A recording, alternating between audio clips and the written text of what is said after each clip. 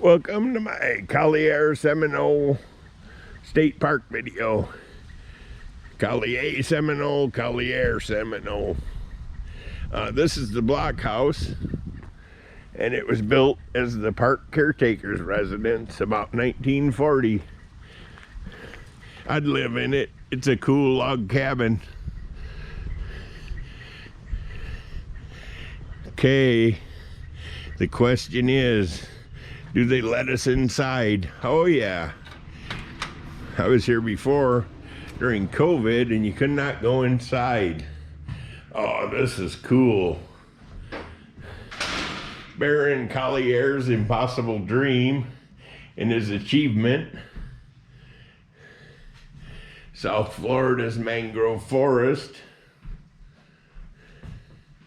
where the royal palms grow.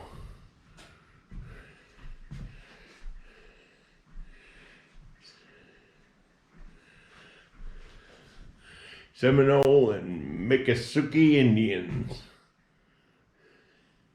Wow.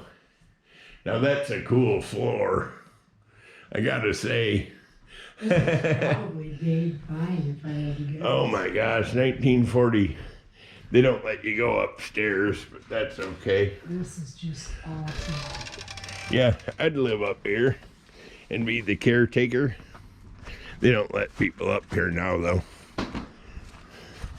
Park staff only. Oh, somebody might live there. But this is at the entrance to the campground. It's a nice little place to look around if you're a tourist like me that likes to look at things.